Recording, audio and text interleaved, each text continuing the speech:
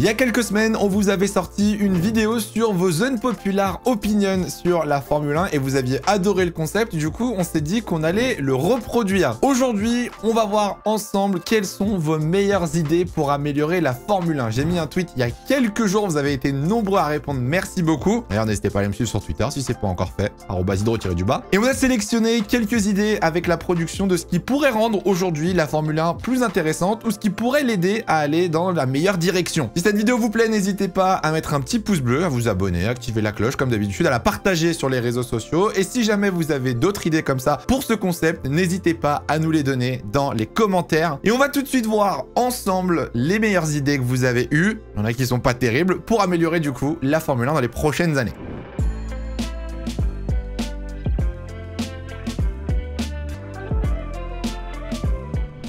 Juste avant de vous présenter les idées qui pourraient rendre la Formule 1 meilleure, cette vidéo est sponsorisée par Gillette. Vous le savez, j'ai rejoint la Gillette Gaming Alliance cette année et Gillette m'accompagne sur tous nos projets cette année. Pour ceux qui ne connaissent pas Gillette, je ne sais pas dans quelle grotte vous vivez, mais ils sont tout simplement les leaders du rasage. Ils vous aident à prendre soin de votre peau et de votre routine de rasage. Alors vous le savez, on fait énormément de contenu sur Twitch et avec la sortie d'F1 24 qui arrive à la fin du mois, on a prévu encore pas mal de choses avec Gillette. Si jamais ça vous intéresse, vous aurez dans la description un lien pour aller voir les produits de Gillette, y compris le Gillette Labs Razor édition limitée, qui est forcément le produit phare de cette année. Nous, on se retrouve très bientôt sur Twitch pour un maximum de contenu avec Gillette et vous allez encore en entendre parler pendant les prochains mois. Ne vous inquiétez pas. Merci encore à eux de sponsoriser cette vidéo et de nous accompagner sur tous nos projets. Et on passe tout de suite au premier sujet de cette vidéo. Le premier sujet, il est revenu très souvent sous le tweet, c'était forcément le DRS. On a Roger Rignot qui nous dit « Enlevez le DRS qui, à mon humble avis, est une grosse connerie. C'était bien de voir des voitures qui se dépassaient juste avec l'aspiration de la voiture de devant. » Ça, c'est un sujet qui revient très souvent. Est-ce que le DRS aujourd'hui est une bonne chose en Formule 1? On rappelle que le DRS avait été introduit en 2011. On rappelle aussi qu'en 2010, Fernando Alonso perd le titre à Abu Dhabi car il n'avait pas réussi à doubler la Renault de Vitaly Petrov en ligne droite. Alors, ça fait un petit peu plus de 10 ans maintenant qu'on a le DRS et c'est vrai que c'est quelque chose qui fait beaucoup de débat. Est-ce que le DRS est réellement utile aujourd'hui? Quand on voit la largeur des voitures, quand on voit le poids des voitures aujourd'hui, on sait que c'est très compliqué d'aller dépasser dans un virage, de faire un côte à côte, d'essayer de croiser des croisés, c'est de plus en plus difficile, surtout avec l'air sale. Moi honnêtement, je suis pas totalement d'accord avec cet avis d'enlever le DRS. Je pense que le système de DRS devrait être retravaillé et non pas supprimé. Dans quel format? Je sais pas. Par exemple, ça pourrait être avoir le DRS quand tu es à plus d'une seconde de la voiture devant toi, ce qui te permettrait de la rattraper à moins d'une seconde. Par contre, là, il faut construire le dépassement et le faire au freinage de façon correcte. Ça pourrait être une autre alternative. Est-ce qu'on donne le DRS à ceux qui sont en dehors du top 10? Est-ce qu'on donne le DRS à ceux qui sont peut-être à 2 secondes? Mais pour moi, en tout cas, aujourd'hui, le DRS est quelque chose de primordial dans les dépassements. Alors forcément, ça vient avec un autre débat. On n'a qu'à réduire la taille des voitures, on n'a qu'à réduire le poids des voitures et les pilotes seront capables du coup de s'attaquer dans les virages. Mais malheureusement, force est d'admettre qu'aujourd'hui, les voitures sont juste trop lourdes et trop grandes pour avoir des batailles comme à l'ancienne. Dans le même sujet, il y a eu pas mal d'idées qui ont été abordées, comme le push to pass qui est utilisé en IndyCar, qui est une sorte de boost tout simplement, on va pas se mentir, qui est un mode d'attaque qui vous permet d'avoir plus de puissance. Il y a eu pas mal d'autres idées sous le tweet afin de compenser aussi cet élément de dépassement et trouver d'autres solutions afin qu'on ait un petit peu plus de bataille. Dites-moi dans les commentaires si le DRS, parce que je sais que c'est un sujet qui fait beaucoup parler, si pour vous le DRS aujourd'hui est une bonne chose ou non en Formule 1, et je suis persuadé qu'on va être nombreux à ne pas avoir le même avis. Le budget cap. Faire sauter le budget cap, c'est l'idée de Jérém. Est-ce que c'est une bonne idée? Ça aussi, c'est un très bon débat. On le rappelle, du coup, en Formule 1, désormais, vous avez un plafond monétaire à ne pas dépasser qui permet, du coup, au top team de ne pas investir des centaines de millions d'euros que des petites équipes ne pourraient pas investir en Formule 1. Il faut savoir aujourd'hui qu'il y a encore des équipes du fond de plateau qui n'atteignent pas le budget cap, qui n'ont pas assez de moyens pour dépenser cette limite, qui, je crois, est de 130 et quelques millions de dollars. C'est vrai que le budget cap, c'est aussi un élément qui réduit le développement de la voiture et dans une période de domination comme on l'a depuis 2022, c'est vrai que pour d'autres équipes, c'est compliqué de rattraper Red Bull. On peut parler de Ferrari, de Mercedes, McLaren. L'avantage du budget cap, c'est de se dire qu'en fait, tout le monde est dans le même bateau. Tout le monde est limité à la même somme et à, entre guillemets, les mêmes armes pour essayer de rattraper Red Bull. Alors, est-ce qu'enlever le budget cap changerait réellement quelque chose d'un point de vue performance, d'un point de vue divertissement en Formule 1? Peut-être que ça permettrait à des équipes de développer plus rapidement et de rattraper les leaders. Il faut aussi rappeler que le budget cap a un objectif de stabilité financière qui permet aussi aux équipes de ne pas recruter des ingénieurs à plusieurs centaines de millions de dollars, qui permet aussi de contrôler les coûts et les dépenses, que ce soit en développement, en logistique et plein d'autres frais que les équipes doivent gérer au cours d'une saison. Quand on regarde bien, les années précédentes, on n'avait pas le budget cap. Quand Mercedes dominait, c'était pas forcément plus facile pour les autres écuries de rattraper le leader, et au contraire, c'était même plus compliqué pour les petites écuries de survivre en Formule 1. Et déjà qu'aujourd'hui, on n'arrive pas à faire rentrer une 11e écurie en Formule 1, moi je pense que le budget cap pour l'instant ne pose pas de problème. Voilà, c'est mon avis. Surtout qu'on rappelle que vous avez les 3 plus gros salaires en termes de staff qui ne sont pas compris dans le budget cap. Donc perso, ce n'est que mon avis, mais je pense qu'actuellement, l'aspect financier du budget cap n'est clairement pas un problème en Formule 1.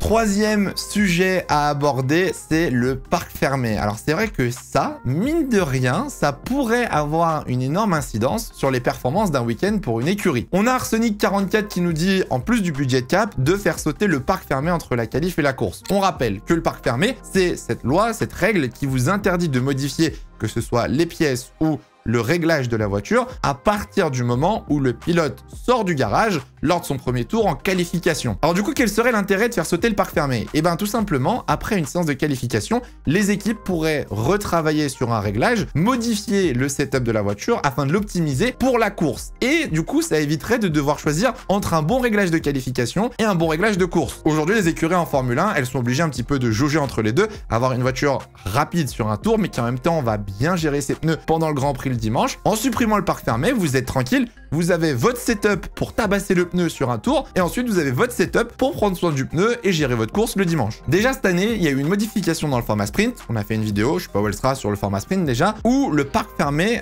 est désactivé. Voilà, désactivé, on est sur un jeu vidéo. Le parc fermé est cassé entre guillemets entre la course sprint et la qualification pour la course du dimanche. Donc déjà, on peut sur les week-end sprint modifier le réglage entre le format sprint et le format long, ce qui est une bonne chose. J'avoue que cette idée me plaît beaucoup. Je pense qu'il y a des équipes qui s'amuseraient vraiment à du coup diviser les deux programmes de développement, qui pourraient en séance d'essai par exemple mettre un pilote sur le réglage de course, un pilote sur le réglage de qualification. Ça pourrait aussi permettre à des écuries qui ratent totalement leur qualification de remonter en course avec un setup beaucoup plus adapté. Après, le problème forcément, c'est que les équipes avec le plus de moyens, par exemple au simulateur, ou alors les équipes qui ont peut-être moins besoin de travailler en free practice, auraient plus de temps pour travailler de réglage, là où des équipes du flanc de plateau, à mon avis, auraient besoin déjà d'améliorer la voiture et de comprendre comment la monoplace fonctionne. Donc, on reviendrait peut-être sur un système d'inégalité en termes de développement, et peut-être que d'enlever le parc fermé, ça creuserait encore une fois l'écart qu'on peut avoir pendant une course de F1. Oh là là, 4e tweet. Montée en Formule 1 pour le premier constructeur en F2, descente en F2 pour le dernier du constructeur en Formule 1. Tovigno qui nous dit ça. Alors, c'est dans l'idée une très bonne idée. Sur F1 Manager, peut-être, mais vraiment pas plus. Cette idée, elle est malheureusement irréalisable, qu'on soit bien d'accord, ou alors il faudrait vraiment des aides financières, humaines et structurelles, on va dire, de la part de la F1, parce que des équipes de Formule 2 ne peuvent absolument pas se lancer du jour au lendemain dans un championnat de Formule 1. Il faut bien comprendre que le business model d'une écurie de Formule 1, malheureusement, c'est très complexe en termes de sponsors, en termes de ressources humaines, en termes de développement. On est sur des projets à long terme. On le voit avec As, qui est arrivé il y a maintenant 8 ans. As, ça patine toujours. Et pourtant, ils ont les moyens, ils ont les infrastructures, ils ont les partenaires, ils bossent avec Ferrari, et c'est compliqué. Donc c'est très difficile d'imaginer une écurie de Formule 2, si on prend par exemple Art, l'année dernière, qui a remporté le titre pilote et constructeur, avec Pourchère. Je vois très mal Art arriver en Formule 1 pour une année, se faire poutrer en une saison et devoir redescendre l'année suivante. Je pense qu'en fait, on aurait juste un yo-yo, une sorte d'ascenseur en fait, entre les écuries championnes en F2 et l'écurie l'année suivante qui floppe littéralement au constructeur. Pareil du coup pour les écuries de Formule 1 qui redescendraient en Formule 2, ça voudrait impliquer du coup de la suppression de masse salariale, il y aurait trop d'employés pour une écurie de Formule 2, les budgets seraient trop hauts, perte de partenaires aussi, donc mine de rien, ça pousserait certaines équipes peut-être à la liquidation et à la fermeture. Donc bon, l'idée honnêtement est pas bête, ça pourrait être intéressant pour faire un petit peu changer les têtes sur la grille, mais je suis pas sûr du tout que ça fonctionne. Alors j'aime beaucoup ce sujet parce qu'on a deux tweets totalement opposés sur la même thématique, qui est le développement des monoplaces monoplace. Dans un premier temps, on a Flo qui nous dit « Voiture identique pour tout le monde, comme en NASCAR ou dans les plus petites catégories, aucun développement possible en fonction des équipes et seule la stratégie et le pilote fait la différence. » Et de l'autre côté, on a Eric qui répond « Donner plus de liberté en termes de design aéro et moteur pour avoir un petit peu plus d'idées différentes. » Moi, personnellement, je fais partie des gens qui, on va dire, glorifient un petit peu l'innovation et la performance. Donc, j'avoue que limiter, entre guillemets, les meilleurs, je trouve pas ça intéressant. Surtout en Formule 1, qui est la course au final à la performance, à la technologie. Je trouverais ça vraiment, vraiment dommage de donner exactement la même voiture à tous les pilotes. Après, en vrai, mine de rien, ça nous ferait des courses exceptionnelles. Imaginez Verstappen, Hamilton, Leclerc, Russell, Norris, Piastri avec la même voiture. J'avoue que ce serait stylé. Mais du coup, quel est l'intérêt d'un constructeur? Pourquoi une équipe comme Audi, Ferrari, Mercedes viendrait se lancer en Formule 1? Quelle serait la plus-value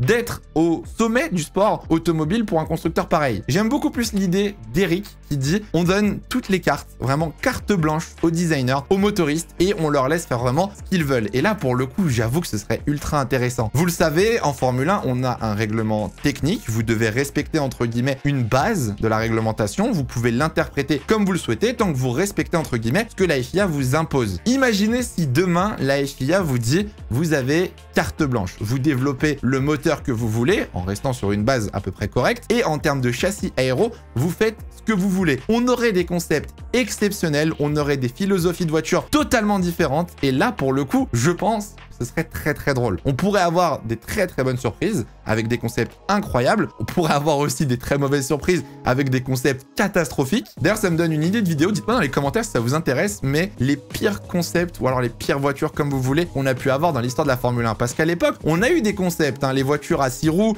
les voitures avec des ailerons arrière sur le châssis, etc. Il y a eu des concepts très bizarres qui n'ont pas très bien marché et je pense que ça pourrait être une vidéo très drôle à faire. Le problème après, avec l'idée d'Eric, c'est que bon, si tu pars vraiment dans les cartes blanches, là après, tu te retrouves dans un monde où tu n'as plus de limites. Tout le monde va commencer à innover d'une façon extrême et encore une fois, on en revient toujours à cet aspect financier et de ressources pour les écuries. Une petite équipe ne pourra pas aller designer une voiture aussi complexe et aussi performante qu'une top team pourrait, mais au moins, tu te dis que le budget cap, là, il servirait à quelque chose parce que tes 130 et quelques millions d'euros sont investis de la façon dont tu le souhaites. Mais l'un des problèmes peut-être de l'idée d'Eric qui est de laisser carte blanche aux équipes, c'est que derrière, les top teams auraient un avantage, clairement, avec plus de personnes, des meilleures ressources, que ce soit humaines ou financières, peut-être même matérielles, des meilleurs simulateurs, et du coup, les écuries du fond de plateau auraient peut-être plus de mal à aller chercher un concept innovant et performant. Quoique, dans le passé, on a déjà eu des équipes du fond de plateau qui ont trouvé des solutions miracles, donc on pourrait avoir une bonne surprise.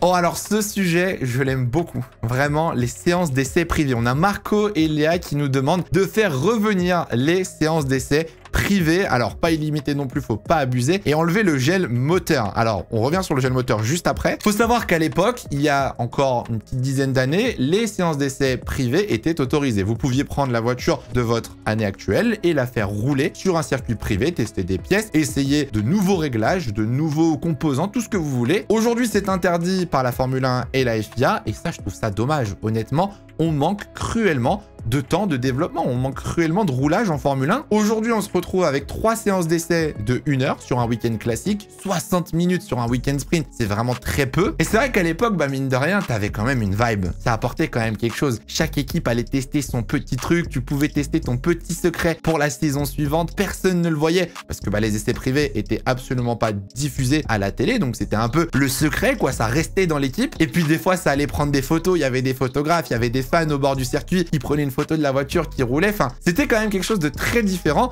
Et encore une fois, on rejoint cette idée de pousser la performance, d'autoriser les équipes à aller chercher de la performance et pousser le développement le plus loin possible. Je rebondis sur la deuxième ligne du coup de Marco, plus de gel moteur. Et ça, c'était moi ce que j'avais mis dans mon tweet de base. Pour moi, le gel moteur est une immense connerie, honnêtement. Le gel moteur, on rappelle, a été introduit pour garder Red Bull en Formule 1. Red Bull avait menacé, avait fait du chantage à la F1 de quitter le sport si le développement en termes de performance et puissance des moteurs n'était pas gelé. Sauf qu'aujourd'hui, je suis désolé, mais on est dans un sport où on va chercher la performance, on cherche le développement. Les V6 hybrides sont censés être justement la vitrine technologique un petit peu de la F1. Je suis désolé, laissez les motoristes développer ces moteurs. Laissez les Formule 1 monter en performance, en fiabilité, laissez-leur trouver des solutions. Enfin, à un moment, c'est le but de la F1 quand même. Un jour, il faudra qu'on reparle forcément de ce moteur 2019 italien chez Ferrari. Vous savez de quoi je parle. Ce moteur qui a été banni directement la saison suivante suivante. Mais vous voyez, typiquement pour moi, je trouve que ça, c'était une super innovation qui a été travaillée sur 2 ans. Certes, elle a été bannie l'année suivante, mais au moins, ils avaient trouvé quelque chose de révolutionnaire. Ils avaient trouvé un système qui leur faisait gagner de la performance et c'est l'essence même, je trouve, de la Formule 1. Donc, je suis totalement d'accord avec ces idées. Le retour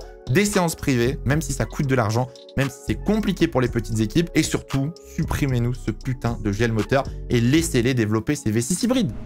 Aïe, aïe, aïe, aïe, Willem qui nous parle du sujet qui fâche. Dégagez-moi ces sprints. Alors, il a mis en dessous, regrouper les courses de façon zone géographique. Ça, pour le coup, petite parenthèse, je trouve que le calendrier de 2025 est extrêmement bien réalisé. On vous le met à l'écran, le calendrier. Hormis peut-être Miami et le Canada, si vous regardez bien, on fait un trajet, ma foi, quand même assez écolo. On peut pas non plus avoir le calendrier parfait. Par contre, les sprints, alors, ça aussi, c'est un sujet qui est beaucoup revenu. Est-ce que pour améliorer la Formule 1, on doit enlever les courses sprint? C'est un vrai débat, ça. L'objectif des sprints, c'était d'amener plus de monde sur le circuit, rajouter un petit peu de valeur au billet du vendredi. Quand tu vas voir le vendredi sur un circuit, bah, au moins, tu as de l'action, tu as une qualif, viens pas juste voir des séances d'essai. Ça a énormément d'avantages, ça a énormément aussi de désavantages. L'objectif, il est très clair, la F1 s'en est jamais caché, c'est faire de l'argent, attirer du monde. Nous, téléspectateurs, c'est relou parce que bah, c'est le vendredi après-midi, il y en a qui bossent, donc forcément, bah, c'est compliqué pour eux de suivre la séance de qualification depuis le travail ou à l'école. Mais moi, je pense pas que les sprints posent problème. Je pense que les sprints, comme j'en parlais tout à l'heure du coup avec le DRS, je pense que les sprints n'ont juste pas encore le bon format. Je pense que les sprints pourraient être un réel atout et on pourrait réellement avoir de belles batailles, du divertissement, des dépassements si le format sprint était adapté. Ça, vous allez voir, on en reparle dans un tweet un petit peu plus tard dans la vidéo. Oh, qu'est-ce que je viens de lire? Oh, mais qu'est-ce que je viens de lire? La prod. L'ancien 0-0, pas une règle, mais juste exclure Red Bull. Mais pourquoi? Ça, faut en parler. Exclure Red Bull. Non, on n'exclut pas. Il y a quelqu'un qui avait cité mon tweet en disant « Le champion du monde n'a pas le droit de participer à la saison suivante ». Faut arrêter de rabaisser la Formule 1 vers le bas. Si Red Bull fait du meilleur travail que les autres, c'est juste aux autres de les battre. Soyez meilleurs. On va pas exclure les champions. C'est exceptionnel, ça, quand même.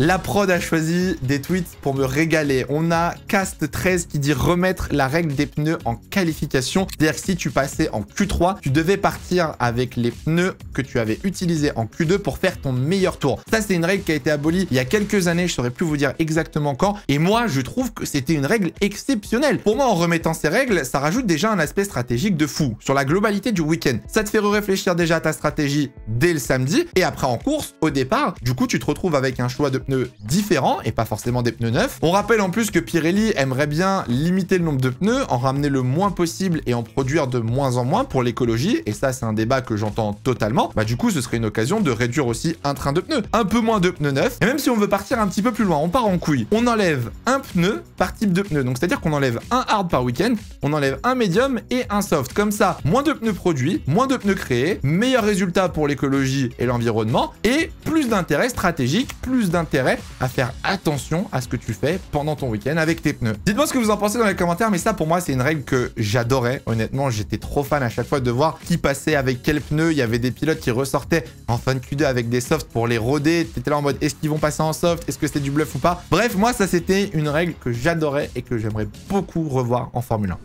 Dernier sujet pour cette vidéo, c'est l'attribution des points. C'est vrai que ça aussi, mine de rien, c'est un sujet intéressant. On a le premier tweet de Pfizer64 qui dit l'attribution des points. J'aimerais bien mettre des points pour les 20 places, donc tous les pilotes, sauf ceux qui abandonnent. Ce qui, du coup, forcerait à des pilotes, peut-être en fond de grille ou en difficulté durant le Grand Prix, à ne pas abandonner et à au moins terminer le Grand Prix afin de marquer quelques petits points qui traînent au fond de la grille. Deuxième tweet, un peu sur le même sujet, c'est Elliot qui nous dit changer le barème pour réduire l'écart entre le premier et le deuxième et se rapprocher, pourquoi pas, de celui qui est utilisé en MotoGP avec du coup moins de pilotes qui marquent 2 points. C'est vrai que le barème des points aujourd'hui on s'en rend pas compte, mais une victoire face à une deuxième place c'est 7 points d'écart. Ça fait mal honnêtement, si vous perdez la première place ça coûte très cher au classement. C'est un peu un débat d'actualité parce que la F1 a proposé un nouveau barème de points qui va être étudié pour les prochaines années. C'est vrai que Ocon je trouve a mis le point directement sur le problème de ce changement, c'est qu'on déplace juste le problème. Ok, aujourd'hui on a 5 équipes, 5 top teams finalement qui sont tout le temps dans le top 10. Donc c'est très compliqué de marquer des points pour les écuries du midfield. Demain, on va mettre des points pour le top 12, top 13. On aura quasiment les 12, même 13 pilotes. Au final, le classement ne changera pas. On aura toujours les mêmes voitures aux mêmes endroits.